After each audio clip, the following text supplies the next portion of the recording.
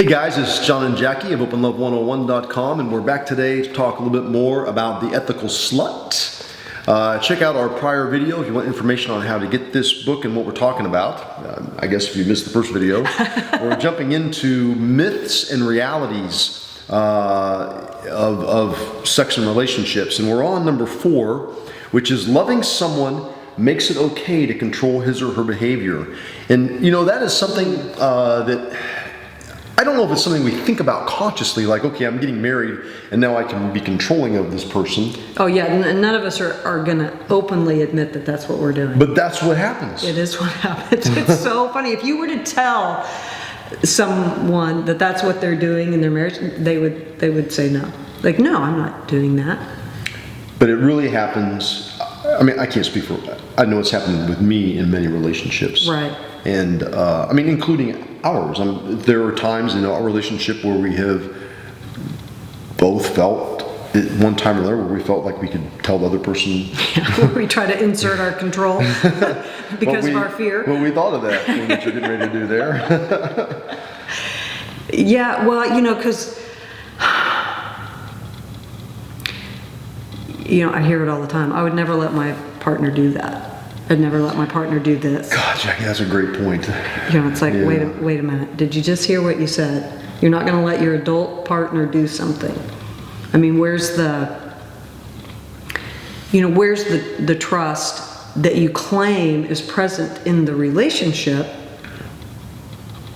that brought the two of you together? Mm-hmm. I mean, it would seem to me that once you're in a relationship with someone, the level of freedom that you have should almost increase as opposed to when we're single. Because if you think about it, you've joined forces with someone who's saying that they love you unconditionally, that they want to be with you. They love who you are. That's why they fell in love with you, because there was things about who you are that they really admired. Mm-hmm. Okay. But then what tends to happen is we get with them and we want to restrict that thing that we're saying we love so much. Right, that does happen. But how does getting together give you more freedom? Because you have a support system. Mm-hmm. I mean, we should be more supportive of our partner than restrictive. You would hope, yes. You would hope. What tends to happen though is we want to try to we have expectations of how we think that the relationship is supposed to be, and so we try to exert that expectation onto our partner so that it fits the format we have going on in our head. Yeah. Although I don't know that we necessarily would have more freedom. I mean, I feel like I had more freedom when I was single. I didn't have anyone I had to be respectful for. You know, there's certain things in our life that, you know, I choose not to do certain things because of how our life is, what's built around our life, my responsibilities with, it's like having a business. I don't have more freedom sometimes because I have successful businesses. Sometimes it gives me, you know, less freedom, but it's a choice because I want the people that work for me mm-hmm. and those businesses to be successful. Mm-hmm. And so, like, I would like to go skiing tomorrow, but I can't because I know I have things I have to do relating to my work and with you that I've committed to. And so when we make commitments sometimes, and I don't take it as a negative thing, mm-hmm. you know, to just say, oh, I can do whatever I want all the time. And, you know, my life is so happy. I mean, my life is happier. I'm more happy today than I ever have been. Right. But you do give me a lot of freedoms. You're not controlling of my behavior, that's for sure. Right. Yay. Jealousy is inevitable and impossible to overcome. And it says here, jealousy is without a doubt a very common experience, so much so that a person who doesn't experience jealousy is looked at as a bit odd or in denial.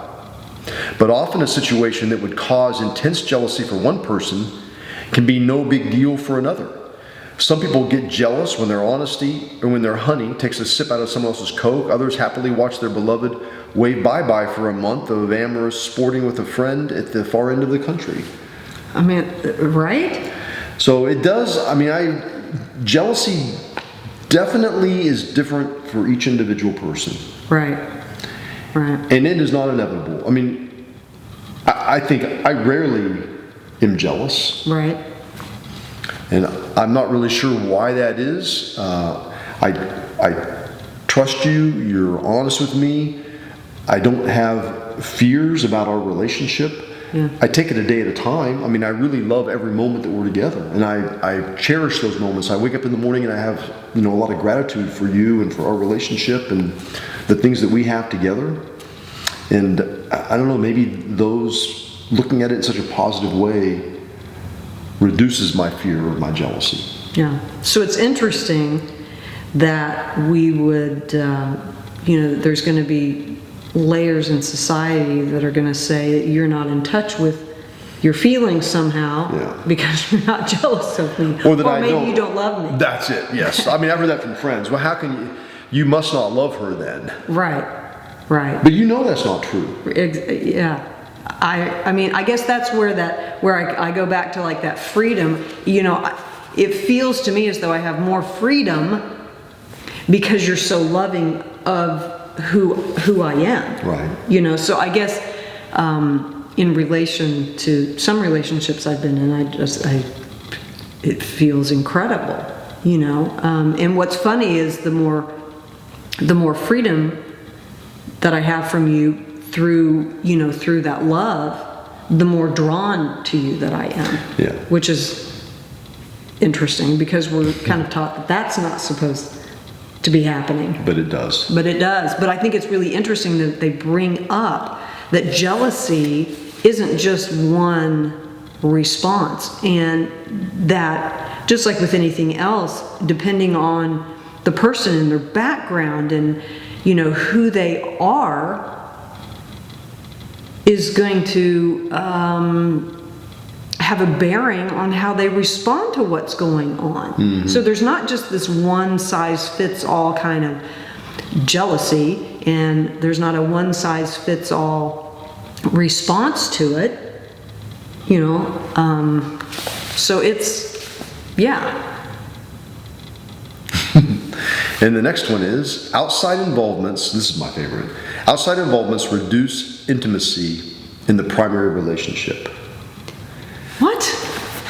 Well, it is a myth. I mean, you would have thought that when you were married in the past. You would have felt that, you would have recognized that if your husband is having sexual relationship with someone else, that would reduce the intimacy in your relationship with him.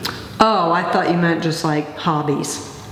It says involvements here, but it's that slut, so. Read it again. Outside involvements reduce intimacy in the primary relationship. Most marriage counselors and certain TV psychologists believe when a member of an otherwise happy couple has an affair, right, this must be a symptom of unresolved conflict or unfulfilled needs that should be dealt with in the primary relationship. Right. And this is absolutely not true in our relationship. No. I can't speak for others, but it enhances our intimacy with each other. I mean, how often do we hear that, why are we even bothering to be together if we're just going to be with other people? Exactly. But on the other hand, how often do we hear from couples that are new in the lifestyle that just by talking about it and fantasizing about it, not even having done anything with anyone else, it increases and enhances their intimacy with each other? No doubt. I mean, that happens to us all the time. It does. I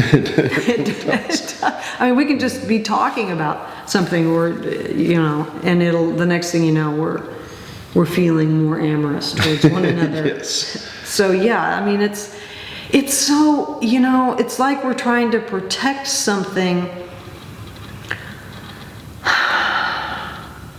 that we're saying is completely vital as far as relationships. Like, you have to have these things in place in order for something to be successful, and it's just not the case. You can still have this open platform relationship and it still be binding. It can still be something solid. It can still be something that society can stand on. It's so exhausting to me that there's this fallacy that the relationship that you and I have is somehow so fluid that it lacks any kind of solidity. You know, That's definitely a myth. People that think that about our relationship or relationships like ours, you know, it's just, they're just wrong, because our relationship is very solid. very solid. Yeah. Yeah. So if you like what we've talked about, you can find it in The Ethical Slut, and there's just just a plethora of information in here that can help you if you're thinking about having some sort of consensual non-monogamous relationship. It will definitely help you get in touch with maybe some of your own questions about yourself, and maybe answer some of those. And you can find it on our website at openlove101.com Yep, under in our our shopping section. Yeah, and you'll find a list of books there, and this is one of them we highly recommend.